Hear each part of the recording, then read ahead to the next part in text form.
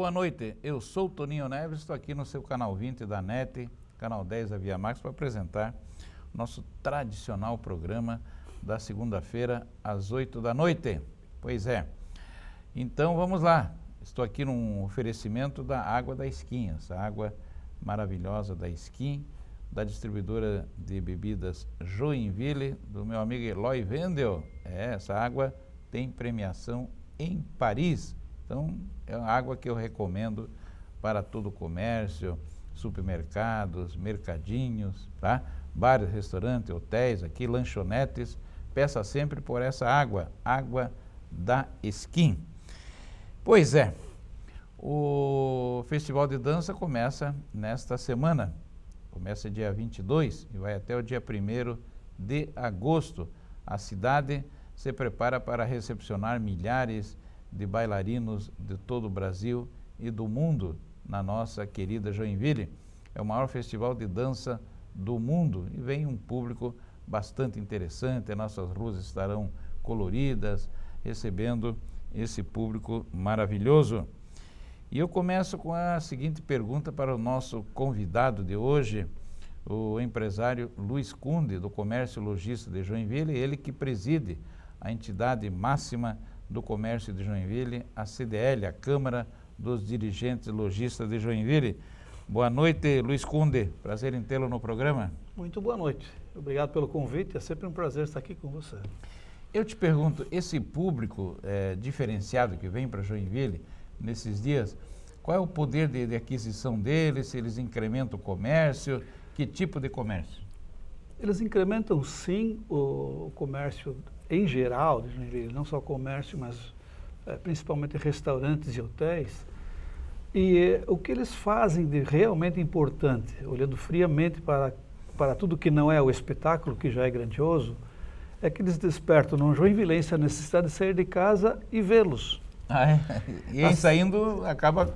Esse pessoal nas ruas... Acaba comprando alguma coisa, né? Acaba comprando. Esse pessoal, essa meninada que vem toda, eles vêm com as roupas, muitas vezes, com que vão dançar, se apresentam nos shoppings, se apresentam nas ruas, e é muito legal ver essa molecada, aquela jovialidade toda, aquela alegria de viver.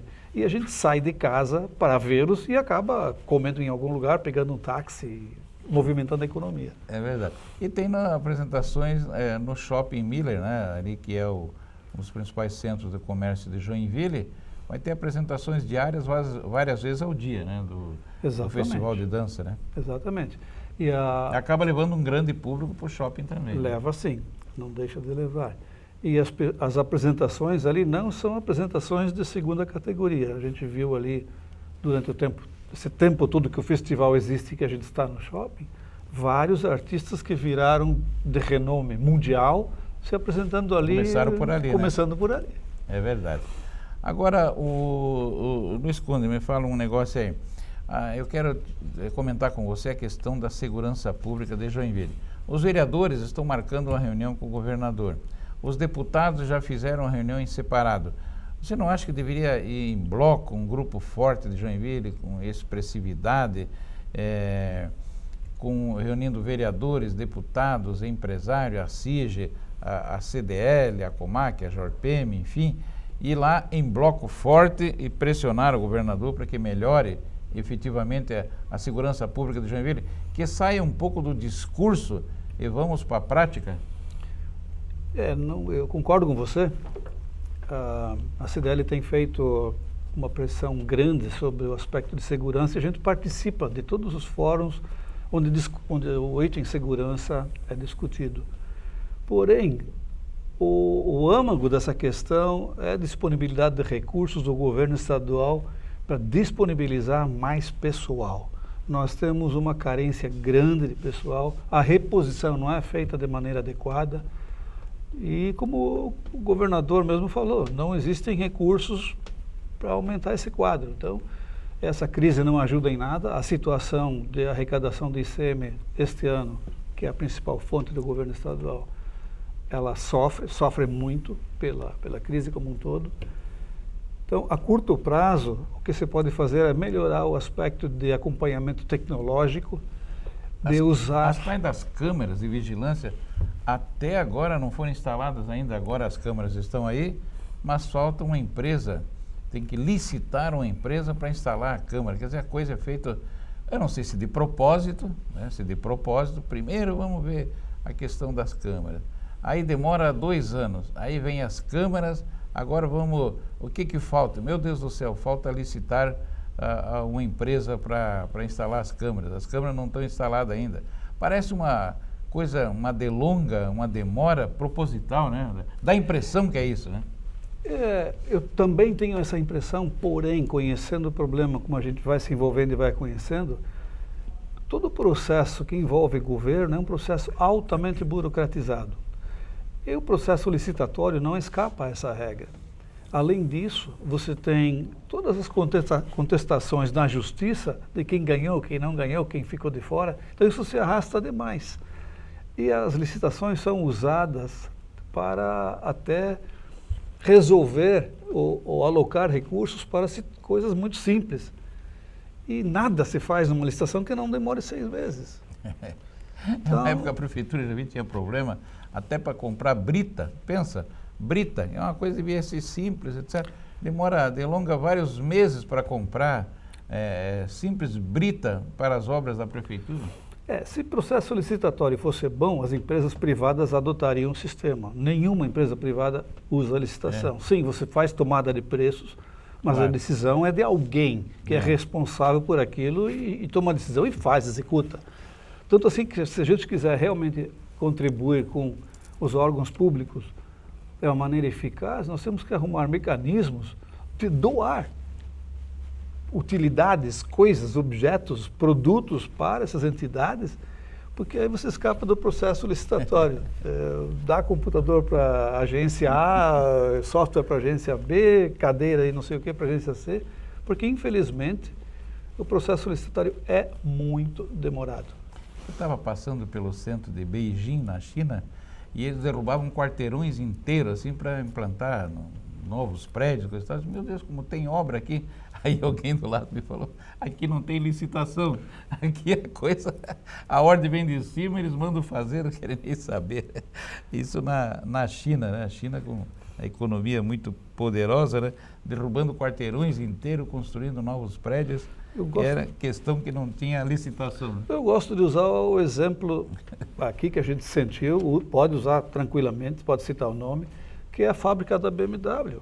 O Shopping Miller. O Shopping Miller foi feito num prazo extremamente curto. Por quê? Uma vez, tendo os alvarás para construir, eles foram lá e construíram. A fábrica da BMW, não sei exatamente quanto tempo, mas eu lembro que o presidente disse que no dia 15 de outubro ela estaria operando. E no dia 15 de outubro ela estava operando. Eu vi a fábrica da Chevrolet também, da GM. Mesma coisa. A gente passava pela BR, né, Ju? A gente passava pela BR e estava levantada uma parede. A gente voltava outra parede. Ali um pouco estava marcando a inauguração, né? Então o setor privado é mais ágil, né? Muito mais ágil. Né? E aí, sendo mais ágil, sai mais barato também, né? E você como cidadão tem acesso a esses benefícios muito antes. Eu vou te dar um exemplo bem simples. No São José existem equipamentos que estão comprados e por alguma razão ainda não estão em funcionamento por amarras legais. Né? Isso se no hospital particular, só para citar o caso de um hospital, não existe isso. Você não compra um equipamento que vai depender de alguma outra coisa que não foi prevista. O projeto é feito integrado. Então, quando chega o equipamento, já a sala está pronta, a equipe que vai operar já está treinada, o salário já está alocado para essas pessoas, então entra em funcionamento e opera. Olha, tem também a questão do concurso público. Você faz um concurso público para entrar num órgão público, aí vai sendo feita a chamada de acordo com a classificação. Aí você chama, digamos, o 15º, né? Aí tem que dar um prazo para o 15º concursado, ver se ele quer aquela vaga, depois ele tem prazo para desistir, aí chama o 16º e vai pela mesma burocracia. Né? É a questão você tem razão, as demandas são muito demoradas no setor público. Vamos falar um pouquinho sobre o nosso comércio. Que criatividade o comércio de Joinville, em geral, de todo o Brasil, vocês têm informações do que acontece em Florianópolis, em Balneário Camboriú, em São Paulo, no Rio, enfim, de como é que o comércio está se virando aí, já que o comércio é um dos grandes geradores de emprego do país, né? Depois tu vai me falar até em números, mas como é que o comércio está, a criatividade, porque é na crise que se cresce, né? Esse ditado, né? Como é que o comércio está se virando com a crise, Luiz Kunde? De uma maneira geral, a gente nota que... Existe uma crise ou é meio psicológico? Existe uma crise e não existe uma luz de vagalume lá no fim do túnel. Não tem. As notícias a cada dia que passa deixam de ser tão boas ou tão ruins como eram no dia anterior, para ser um pouquinho piores. Nós estamos bem próximos de atingir o nível de rebaixamento. Esse recesso parlamentar faz com que decisões que precisariam ser tomadas não estejam sendo tomadas. Esse nível de Brasília? Em nível de Brasil, Brasília. Brasília. Então, o que era o objetivo de superávit desse ano, que era 69 bilhões, é um número que não vai mais ser atingido.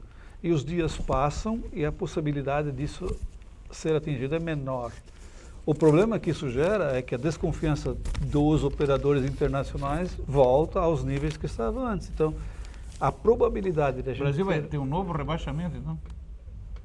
Tomara que não, mas do jeito que as dificuldades estão acontecendo. Tem aquelas instituições lá na Inglaterra, ou nos Estados Unidos, que eles medem, né? Sim. A capacidade da economia. De pagamento da dívida, do órgão. essas coisas assim, né? Então, não é que o Brasil vai quebrar, não é essa a situação, mas a situação é que nós temos um rombo. Nós, no ano de 2014, para conseguir a reeleição, gastou-se de uma maneira absurda, sem nenhum critério, e alguém tem que pagar por isso, e quem paga sempre são os mesmos, são Nós, quem né? trabalha. Os contribuintes, os trabalhadores. Os contribuintes, não são os outros que têm o seu emprego garantido lá. Quem paga são os trabalhadores. E a gente não vê, as notícias que apareceram hoje no jornal, só apareceu uma só notícia positiva. Ruim todo dia, né? Apareceu uma positiva que, de repente, os grandes magnatas da indústria da construção civil estão começando a ir para a cadeia. Isso é bom. É bom porque marca um novo estágio de governança. Porque antigamente rico e poderoso não ia para a cadeia nesse país, né? Não se questionava.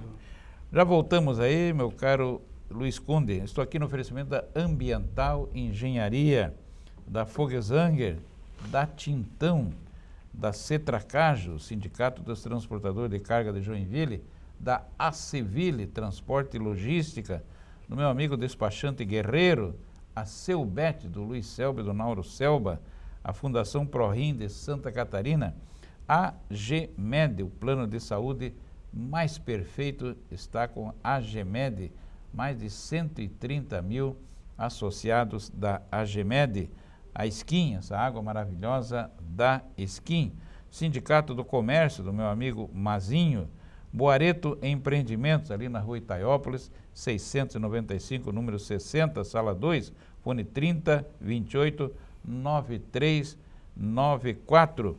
Também Autopista Litoral Sul, comigo aqui, Autopista Litoral Sul, cuidando do trecho de Palhoça a Curitiba, de Curitiba a Palhoça. A Ravelli, a moda do homem, do meu amigo Raulino Sbitekoski, Melagrião, tosse, gripe, rouquidão, resfriado, tome Melagrião, produto do laboratório catarinense, presidido pelo Adriano Silva.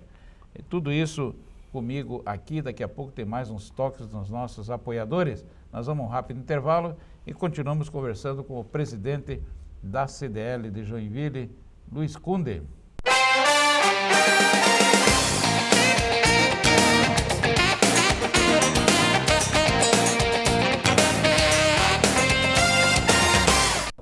Deixa eu dar um toque aí para o meu amigo da Galeria Imóveis, o Ayrton Piccolo. A Galeria Imóveis está com uma baita de uma campanha que é o troca-troca de imóveis. Você não precisa vender o seu imóvel para comprar outro. Você pode dar de entrada, trocar. Se você tem um apartamento pequeno, que é o maior, você dá o seu e pega o maior, tá bom? É isso, e paga a diferença, né? Pode financiar pelo banco, dar o seu FGTS, financiar por qualquer banco, né? Você tem um grande que é um pequeno, você dá o grande e pega o pequeno. Tem um apartamento por uma casa, por uma chácara, enfim, que tudo isso a Galeria Imóveis faz o troca-troca do imóveis para você. Galeria Imóveis está na rua Blumenau, 1107, fone 3028-6788, com a equipe do meu amigo Ayrton Piccolo, beleza? Pois é, eu estou conversando aqui com o Luiz Kunde, presidente da CDL de Joinville. Eu perguntava para você como é que vocês estão driblando, no melhor sentido, esse momento de crise que vive o nosso país. Existem alguns segmentos que a probabilidade ou a possibilidade de driblar a situação crítica é pequena.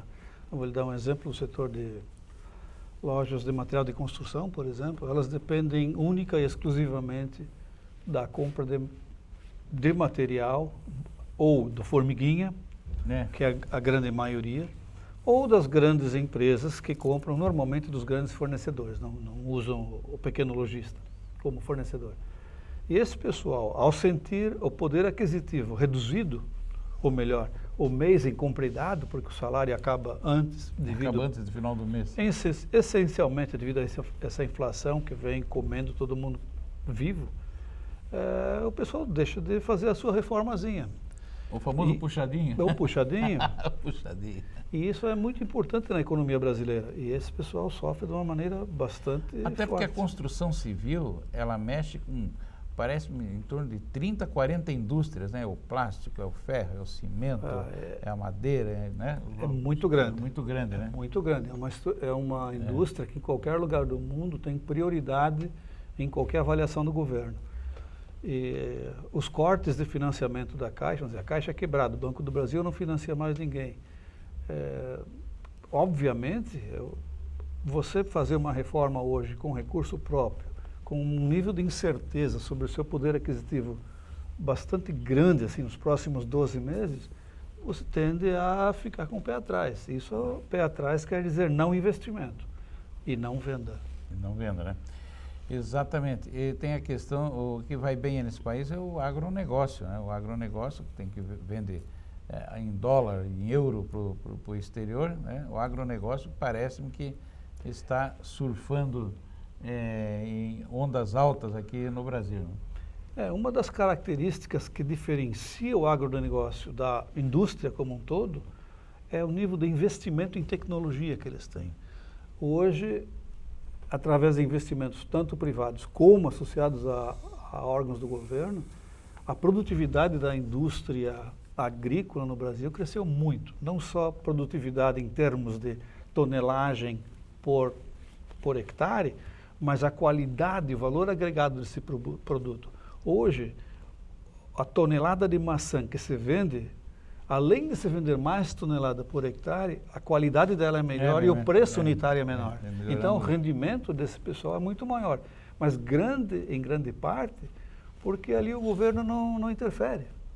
Né? É um setor da economia que acontece independente da vontade do governo. A única coisa onde o governo realmente atrapalha e muito é na infraestrutura de transportes que torna o custo oneroso, muito alto. Né? Onera o custo, é verdade. Agora, Luiz Kunde, me diz uma coisa. Como é que está o crédito? As pessoas estão pagando em dia, o nível de inadimplência? Como é que está esse negócio aí na venda do comércio? A gente nota que a lucratividade dos bancos cresce a cada dia. Então, hoje, é normal qualquer banco dos 5 grandes vir a público dizer que lucrou 20 bilhões de reais no trimestre. Isso é comum. Então, a lucratividade deles cresce sempre. A carência de crédito diminui sempre, ou seja, cada vez nós temos menos crédito sendo ofertado. À medida que os bancos oficiais secaram, você também não tem acesso a dinheiro de bancos privados. E se tiver os juros, que na Selic subiram o mínimo de 7% para 14%, devem chegar a 14,25%, 14,5%, nos bancos estão a números como 70%, 80% para o empresário ao ano. se nós olharmos para os números de cartão de crédito que bateram todos os recordes, eu não sei como é que a gente consegue viver. Como é que valores proibitivos, né? Não, números como 400% ao ano, quando nós temos 8% de inflação. É um descalabro, roubo, né? É um descalabro. É verdade. Agora, o Luiz, como é que tu renova as estações assim? Você, por exemplo, trabalha com uma grife muito conhecida no Brasil e no mundo inteiro, né? Que é a Lacoste. Como é que funciona as novidades, os lançamentos?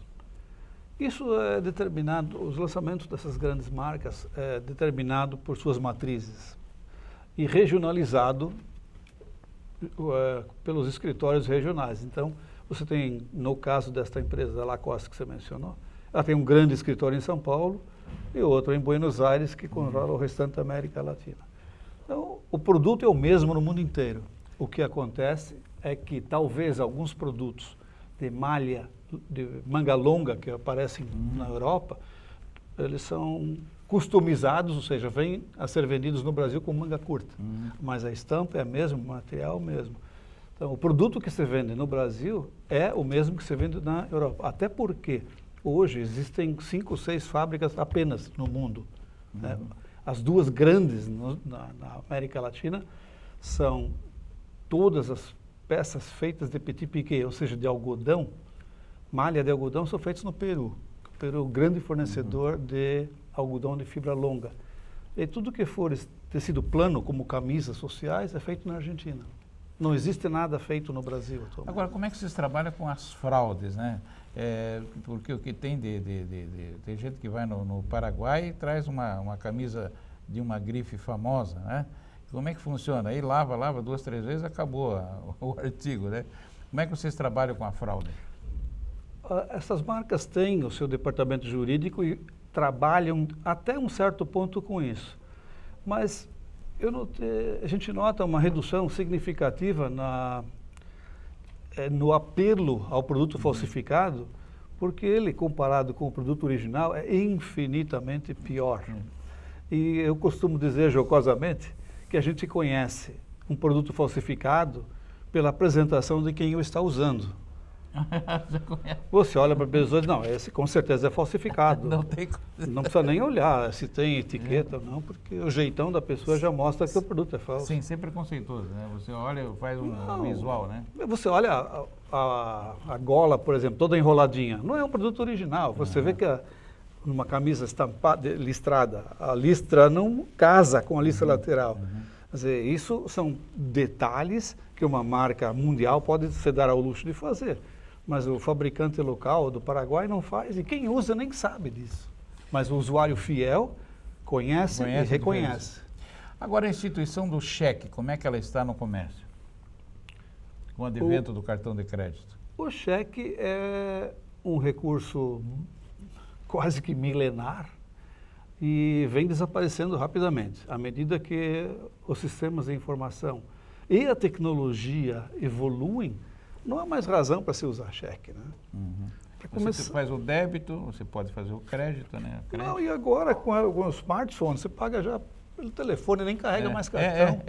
Paga pelo smartphone. Então, o cheque em si é um meio de pagamento fadado ao desaparecimento próximo. Ele é usado assim como cheque pré-datado. Ainda existe? Existe. Existe e é um problema. Né? Normalmente as pessoas... O maior risco que você tem no comércio é aceitar o cheque pré-datado. É um risco muito alto.